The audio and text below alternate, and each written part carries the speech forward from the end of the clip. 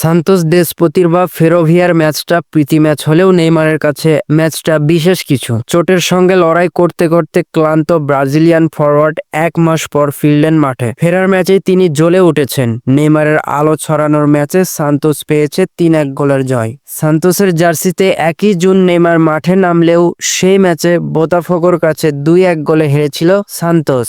এরপর চোট ও নিষেধাজ্ঞার কারণে প্রতিযোগিতামূলক ফুটবল খেলা হয়নি ব্রাজিলিয়ান এই ফরওয়ার্ডের। অবশেষে 40 দিন পর তিনি নামলেন মাঠে। বাংলাদেশ সময় আজ ভোরে দেশপতির বা ফেরোভেরিয়ার বিপক্ষে প্রীতি ম্যাচে নেইমার গোল করেছেন, তেমনই অ্যাসিস্টও করেছেন।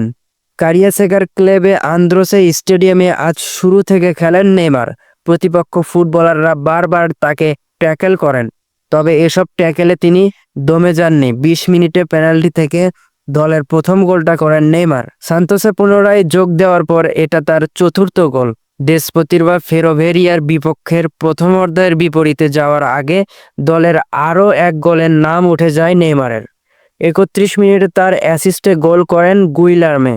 প্রথমার্ধ শেষে বিরতির সময় সাংবাদিকদের সঙ্গে কথা বলেন নেইমার। সান্তোস দেশপতির বা ফেরোভেরিয়ার ম্যাচটা প্রীতি ম্যাচ হলেও ব্রাজিলিয়ান ফরওয়ার্ড ম্যাচটি গুরুত্ব সহকারে দেখছেন। নেইমার বলেন, এ ধরনের প্রীতি ম্যাচ খেলার অর্থ হচ্ছে ছন্দে ফেরা। কিছুদিন আমরা ম্যাচের খেলার বাইরে ছিলাম। ব্রাজিলিয়ান চ্যাম্পিয়নশিপে পুনরায় শুরু করতে এটা অনেক গুরুত্বপূর্ণ। অনেক ভালো অনুভব করছি আমি।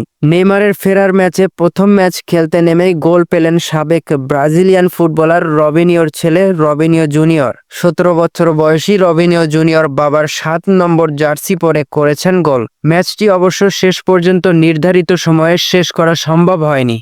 দর্শকরা বারবার মাঠে ঢুকে পড়ায় বারবার ম্যাচ বিলম্বিত হয়েছে। 2023 সালের আগস্টে প্যারিস স্টেইন জার্মেইন পিএসজি ছেড়ে আল হিলালে গিয়েছিলেন নেইমার। তবে চোটসহ নানা কারণে আল হিলালের হয়ে মাত্র 7 ম্যাচ খেলতে পেরেছিলেন তিনি। 2 বছরের চুক্তি ফুরানোর আগেই এ বছরের জানুয়ারিতে চুক্তি বাতিল করে আল হিলাল। জানুয়ারির শেষ সপ্তাহে শৈশবের ক্লাব সান্তোসে ফিরলে তাকে রাজকীয় বরণ করা হয়। নেইমারের সঙ্গে প্রথমে ব্রাজিলিয়ান ক্লাবের চুক্তি হয়েছিল 6 মাসের। পরবর্তীতে জুন মাসে চুক্তিটা বাড়ানো হয়। তবে জানা যায় এ বছরের শেষ পর্যন্ত ব্রাজিলিয়ান ফরওয়ার্ড থাকছেন সান্তোসে।